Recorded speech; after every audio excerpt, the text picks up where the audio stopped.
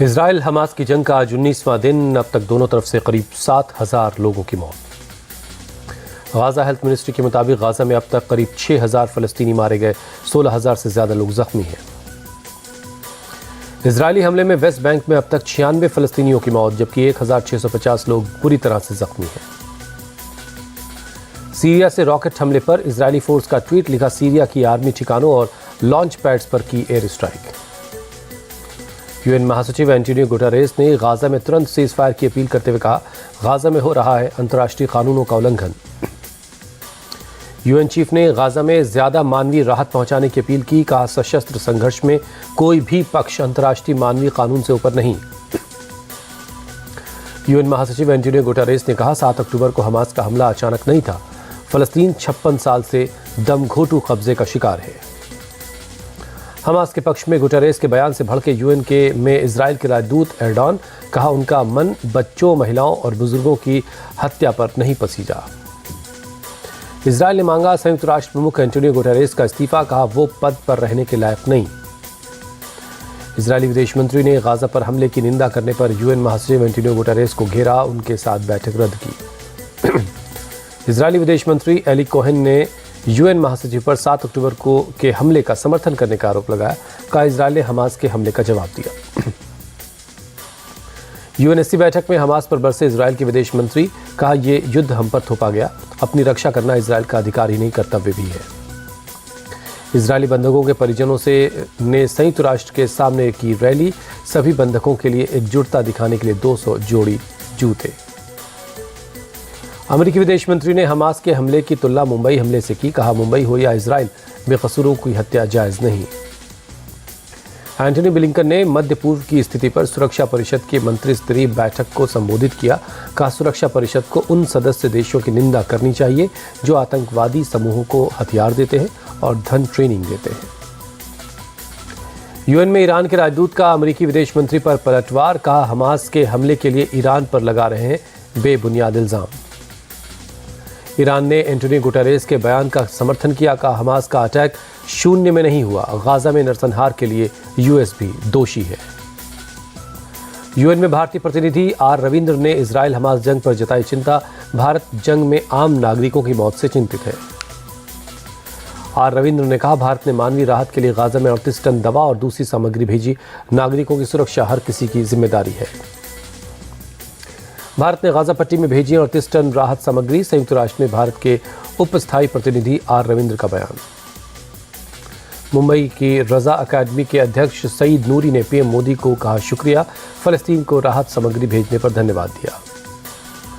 महाराष्ट्र के सीएम एकनाथ शिंदे ने उद्धव ठाकरे पर लगाया बड़ा आरोप, कहा हमास और लश्कर के साथ भी उद्धव गठबंधन कर सकते हैं। दिल्ली में आज राजस्थान बीजेपी कोर ग्रुप की बैठक, 76 उम्मीदवारों के नाम पर होगा मंथन।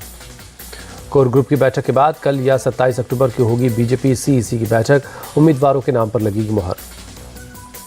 कांग्रेस महासचिव प्रियंका गांधी आज राजस्थान के झुंझुनू में करेंगी चुनाव प्रचार, एक रैली को संबोधित करेंगी। तीसरी बार राजस्थान जा रही हैं प्रियंका गांधी, रैली में अशोक गहलोत और सचिन पायलट समेत बड़े नेता शामिल होंगे।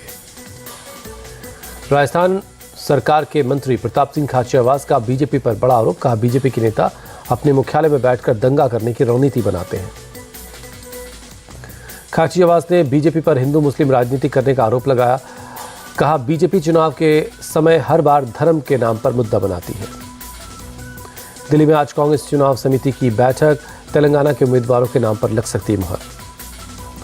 तेलंगाना में 64 सीटों पर उम्मीदवारों के नाम का ऐलान बाकी है। कांग्रेस ने 15 अक्टूबर को 55 सीटों पर नामों का ऐलान किया था। केंद्रीय मंत्री प्रहलाद पटेल आज एमपी के नरसिंहपुर सीट से नामांकन भरेंगे, कहा पहली बार विधानसभा चुनाव के लिए नामांकन कर रहा हूं। एमपी के सीएम शिवराज सिंह चौहान आज नर्मदापुरम में करेंगे चुनाव प्रचार, करीब 5 किलोमीटर लंबा रोड शो करेंगे। ओरछा में सीएम शिवराज सिंह ने की जनसभा, सीएम बोले मेरा एक ही संकल्प, आपकी जीवन की परेशानियां दूर करना।